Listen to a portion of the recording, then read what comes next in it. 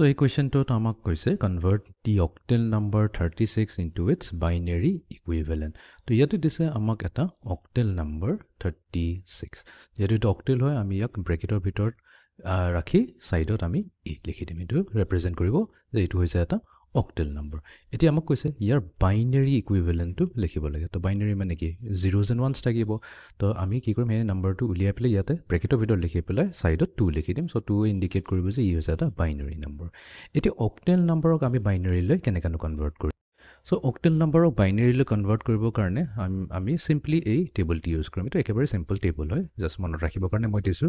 0 যদি হয় তেনেহলে তাৰ বাইনাৰি ইকুইভ্যালেন্ট টু 000 হ'ব 3 বিট সিস্টেমত 4 যদি লও তেনেহলে 100 হ'ব তো এতিয়া আমাক কি আছে 336 লাগে তো আমি কি কৰিম 36 ক সেপাৰেটলি লিখিম সেপাৰেটলি ইন দা সেন্স মানে 3 and 6 এটা টেবলৰ পৰা 3 কি হয় 011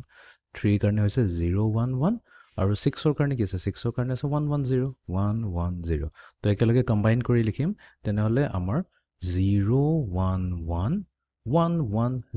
এইটোৱে হৈ যাব 36 ৰ বাইনাৰি ইকুইভ্যালেন্ট আৰু কেতিয়াবা ইয়াৰ অল্টাৰনেটিভ আনসাৰ এটা হ'ব 11110 ইয়াতে কি কৰা আছে যদি আমি ইয়াৰ এমএসবি টো চাও যোনটো হৈছে আমাৰ মোষ্ট সিগনিফিকেন্ট বিট হেতু হৈছে 0 তো যদি মোষ্ট সিগনিফিকেন্ট বিট টো 0 হয় তেনেহলে আমি 0 দেখিলেও হয় তাৰ নেক্সট বিটটোৰ পৰা আমি নোট কৰি যাম যোনটো হৈছে আমাৰ 1 তো এই কাৰণে আমি 11110 এইটো হৈ যায় আমাৰ 36 ৰ বাইনাৰি ইকুইভ্যালেন্ট টো